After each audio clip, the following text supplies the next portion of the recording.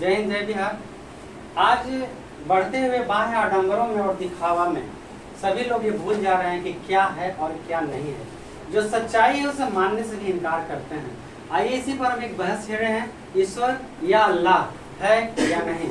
हम दोनों धर्म को जोड़ते हैं और दोनों के रास्ते पर लेकर खड़े करते हैं और सभी से सवाल पूछते हैं, अल्लाह है या नहीं? अगर है तो कहाँ? ईश्वर है या नहीं? अगर है तो कहाँ? आइए हम सब मिलकर देखते हैं वो कहाँ है। एक व्यक्ति नास्तिक था, उसको ईश्वर में जरा भी आस्था नहीं था, बिल्कुल विश्वास नहीं था, लेकिन वो काम क्या करता था?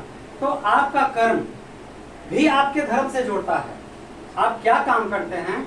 चोरी करते हैं, अच्छा काम करते हैं, पैसा कमाते हैं, नहीं कमाते हैं, कैसे कमाते हैं? एक फौज के व्यक्ति पूरे ईमानदारी के साथ अपने धर्म और ईमान पूरे मान करके और फौज की वर्दी पहन करके और देश की सुरक्षा करता है, उसे लोग कफन तिरंगे में लपेट के लाते हैं और सम्मान विदाई देते हैं। लेकिन वहीं एक बिहार पुलिस का जब जवान मरता है तो लोग शोक भी व्यक्त नहीं करते हैं। क्यों? दोनों वर्दियों में क्या ऐसा रखा है? दोनों के कर्मों में क्या ऐसा रखा है? तो कर्म में विश्वास होना चाहिए। कर्म हम कैसे पैसा कमा रहे हैं मायने ये रखता है, हमारा कर्म शास्त्र से संबंधित है। एक व्यक्ति जिसे ईश्वर में विश्वास नहीं था और लेकिन काम वो करता था फूल बेचने का, और फूल मंदिर के किनारे, गंगा नदी के किनारे एक मंदिर बना था और वहीं पे वो फूल बेचता था। पंखा मंदिर के किनारे, गंगा के किनारे एक मंदिर था और मंदिर के पास भगवान की मूर्तियां थी, उसी जगह वो फूल बेचा करता था, माला बेचा करता था। तो एक दिन क्या हुआ, तो प्रतिदिन का नित्य कर्म यही था उसका। एक दिन गया और गंगा में वो जो फूल बचा हुआ था उसको ऐसे धोया, ठीक है ना। तो धोने के क्रम में उसमें से 2 को फूल टूट गया और टूट गया तो सोचा कि उसको पकड़ लें, कर रहा है, कोशिश कर रहा है, हल्का मार रहा है, लेकिन धीरे धीरे गंगा में प्रवाहित हो गया। अंत में बड़ा दुखी हुआ, फिर बाद में थोड़ा सा मुस्कुराया, कहा ओम विष्णुवाय नमः, ओम विष्णुवाय नमः, मतलब धारा जिधर बह रहा था ना, ओम विष्णुवाय नमः, ओम विष्णुवाय नमः, ओम विष्णुवाय नमः कह दिया और इसके बाद वो फूल पूरी तरह से बह ही चुका था, तो थोड़ा जोर लगा दिया, चला गया। उसके बाद उसका जीवन चलता रहा, अच्छा सा खासा सा चलता रहा। तो जब तक आपके पास ताकत रहता है, किसी को आप बोलते हैं कहाँ है ईश्वर, अगर है तो मेरी सहायता करे, वो कण कण में व्याप्त है, हर जगह, यहाँ है वहाँ सब जगह है, अल्लाह हर जगह वर्तमान है। हमें उस नजरिया देखने के लिए नजरिया चाहिए। नजरिया हमारे अंदर 2 तरह का होता है, एक तन की आंख, ये जो देख रहे हैं दोनों ट्यूबलाइट, ये तन की आंख है, और एक मन की आंख है। जिसने मन की आंखों से ईश्वर का दर्शन कर लिया उसे इन तन की आंखों की जरूरत नहीं है। जैसे सूरदास, सूरदास को जब भगवान कृष्ण आंख दिए राधा के कहने पे, तो कहें कि और वरदान मांगो, तो कहा कि प्रभु यदि आप हम पर प्रसन्न हैं तो दी हुई आंखें मेरे पुनः ले ले। कहा ऐसा क्यों? कहा कि जिन आंखों से मैंने आप दोनों का युगल रूप दर्शन किया, फिर से युगल रूप में किसी को ना देख सकूं, केवल आप ही मेरे मन मंदिर में बसे रहें, इसलिए मेरा आंख पुनः ले लीजिए। चलिए, वो आदमी जो फूल बेचता था उसकी मृत्यु हो जाती है। मृत्यु उपरांत उसका हिसाब खोला जाता है। क्या बोलते हैं हम लोग, लेखा जोखा रखने वाले को चित्रगुप्त बोलते हैं ना शायद। वो लेखा जोखा खोले तो भगवान बोले कि भाई देखो इसका लेखा जोखा। तो क्या बोले भगवान, कभी आपने तो विश्वास ही नहीं किया प्रभु, मैं किसको क्या बोलूँ, जहाँ देना जहाँ दे दीजिए। तो कि नहीं देखो जरा इसका खाता, भाई चेक करो। चेक किया, 2 4 5 बार कहा नहीं भाई चेक करो कुछ तो है। अरे वो तो दुनिया के रखवाले हैं, कण कण में एक बंद लकड़ी के बक्स में भोजन दे देते हैं उसको, कि कीड़ा को जो लकड़ी में रहता है उसको भोजन दे सकते हैं, तो किसको छोड़ सकते हैं? जल में रहने वाले कुछ लोग मर जाते हैं, कुछ लोग जीवित रखते हैं, उसको भी वो भोजन देते हैं, तो कैसे छोड़ देंगे अपने भक्तों को? तो क्या होता है, कभी कभी चला दो यार। तो व्यक्ति मरता है, खाता पलटा जाता है, 3 4 बार जब चित्रगुप्त पलटते हैं तो कहते हैं कि प्रभु एक बार ये माला धो रहा था गंगा जी में, तो क्या हुआ ना कि 2 फूल टूट गया। तो टूटा तो आपके नाम से पकड़ने का तो प्रयास किया प्रभु, तो वकालत कर रहे, पकड़ने का तो प्रयास किया प्रभु, लेकिन वो फूल नहीं पकड़ाया, तो ओम विष्णुवाय नमः, ओम विष्णुवाय नमः कह के उसको दहला दिया। तो इस तरह से बस यही काम किया है। तो चलो, प्रभु का है कि चलो कम से कम मेरा नाम तो लिया, कम से कम मेरा नाम तो लिया, इसको 1 साल का स्वर्ग दे दो। प्रभु इतने से काम में 1 साल का स्वर्ग। अरे भाई कुछ भी हो, नाम लिया यानी विश्वास तो रखता है कि ईश्वर है, चलो, लेकिन उसे पूछना कि स्वर्ग लेगा पहले या नरक लेगा पहले, जन्नत लेगा पहले या जहान लेगा पहले। तो चित्रगुप्त भगवान जाके पूछते है तो स्वर्ग लोग की नरक लोगे, तो हम क्या कर्म किए हमको पता नहीं है, सब पता है। तो कहीं अरे भगवान मैंने तो कोई ऐसा कर्म ही नहीं किया है, जब वो स्वर्ग मिले कैसे मिला हमको स्वर्ग?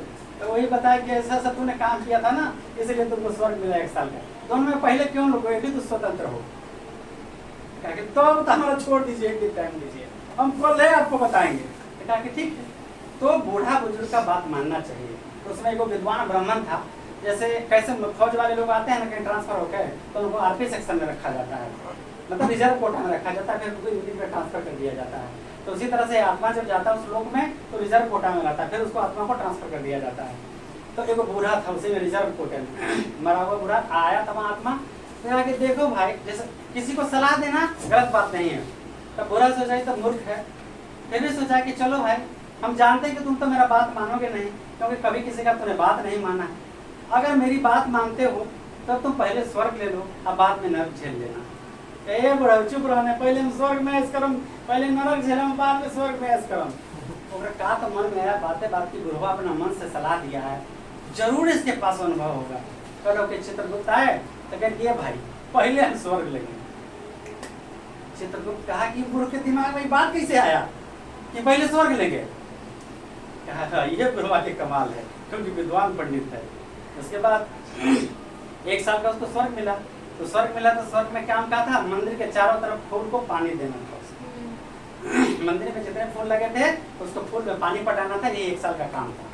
तो 1 साल रोज फूल में पानी पटावे और चारों तरफ पटने के बाद घूम जाओ, ओम विष्णुवाय नमः, ओम विष्णुवाय नमः, ओम विष्णुवाय नमः, ओम विष्णुवाय नमः, चारों तरफ घूम जाए जा। 1 साल खत्म हो गया। तब बोले प्रभु अब उसको क्या करे प्रभु, 1 साल तो उसका खत्म हो गया, नरक में डाल देते हैं। कहीं कि रुको रुको, देखो भाई 1 साल में इसने क्या किया है। प्रभु तो क्लियर था उसी समय, लेकिन नहीं नहीं देखो इसने क्या किया। करे कुछ फूल पटा के ओम ओम विष्णुवाय नमः कह देता था, कहता था तो हाँ कहता था, तो इसका पूरा जिंदगी में सो गए। एक कर्म का इतना बड़ा फल मिलता है। तो जब ईश्वर जो हमने अभी तक किया, लेकिन अब से भी जब से हम समझ गए, जब से जाग गए, तब से अगर सवेरा हो गया तो फिर वहीं से सवेरा शुरू हो जाता है। तो बचे हुए जीवन का सही इस्तेमाल करिए, कल पर मत छोड़िए। कल पर आने अच्छा कर्म करने के लिए सोचे हैं, इसका मतलब आपके मन में खोट है। आज आप गुनाह करना चाहते हैं और कल से छोड़ना चाहते हैं, तो कल कभी नहीं आएगा जो आप छोड़ पाएंगे। अब बताइए ईश्वर है या नहीं, आप लोग सोचिए। अब दूसरे में हम आते हैं, अल्लाह है या नहीं। एक बार प्लेन से गुजर रहा था व्यक्ति, मक्का की तरफ से, मक्का मदीना की तरफ से प्लेन गुजर रहा था। उसके बाद क्या हुआ, गाड़ी का एक इंजन, प्लेन में 2 इंजन होता है, एक इंजन फेल कर गया, ड्राइवर प्रयास करा, पायलट प्रयास करा कि इंजन खुल जाए, ठीक हो जाए, नहीं हुआ, दूसरा इंजन भी फेल कर गया। जा अब इंजन कहा भाई, पायलट कहा कि सब लोग अच्छे तरह से रहे कि कोई इंजन दोनों फेल कर चुका है। तो उसमें एक व्यक्ति बैठकर नमाज पढ़ रहा था, जो हज यात्रा कर चुका था पहले से। वो नमाज उसके देह शरीर पे सिरकत मतलब जरा सा भी आहत नहीं हुआ कि प्लेन क्रैश भी कर सकता है। वो आराम से नमाज पढ़ता रहा और मुस्कुराता रहा, ईश्वर का दर्शन, अल्लाह का दर्शन वो करता रहा। तो अल्लाह से उसका साक्षात्कार होता रहा। नमाज खत्म हुआ, कहा कि आपको पता नहीं चला, तब तक पायलट संभालने का हर सब प्रयास कर रहा है। कहा कि आपको पता नहीं चल रहा है कि मौत की तरफ हम लोग चल रहे हैं, आप नमाज पढ़ रहे हैं। कहा कि ऐसा कुछ भी नहीं है, जाके देखो तेरा इंजन सलामत है। कि क्या बात करते हैं, अरे जाके देखो, वो पहला इंजन चालू हो गया। हाँ कि अरे भाई आपका तो दूसरा भी इंजन भी चालू करके देख लो, तो दूसरा इंजन भी चालू हो गया। हो सकता है वाइल्ड टैंक में कुछ फंस गया हो गया, चाहे कंडीशन जो भी हो, पर दोनों इंजन सलामत चलने लगा। तो जाको राके साइया मार सके ना कोई, बाल न बाथा कर सके जो जग गई। समझ में आया, ईश्वर है इस दुनिया में, सृष्टि में अल्लाह भी है। और हम लोग हिंदू मुस्लिम में लड़ते हैं, अल्लाह भी इसी कंठ से बोलते हैं जहाँ से स्वर ध्वनियाँ आती है, ईश्वर भी इसी स्वर से बोलते हैं। कहाँ हम लोग इतने उच्च विचार के आदमी हैं कि अपने भाई के बेटी को चचेरी बहन कर देते हैं। तो यहाँ तो जाति की बात आती है, हिंदू और मुस्लिम कहती है तो क्या हुआ, वो मेरा भाई है, हम सब एक हैं। जिस दिन एक बन जाएंगे विश्व में सबसे शक्तिशाली बनेंगे। इसलिए इसके मैसेज से हम एक मैसेज देना चाहते हैं कि हम कोई धर्म नहीं, सभी धर्म एक समान है। हिंदू हो, मुस्लिम हो, सिख ईसाई हो, ये चारों भाई भाई वास्तव में है, क्योंकि हम सभी भारत माता के संतान हैं। हम सभी को मिल के सोचना होगा, एक के सोचने से कुछ नहीं होगा। हम लोग जब तक मिल के सोचेंगे तभी ये दुनिया एक होगा, संसार एक होगा, सभी धर्म समान होंगे और मानवता का पूर्णतः विकास होगा। और जब तक ऐसा नहीं सोचेंगे तब तक के देश का विकास संभव नहीं है, न मानव जाति का विकास संभव है, न किसी राष्ट्र का विकास संभव है। हम जैसे लोगों को कोई नहीं तोड़ सकता है।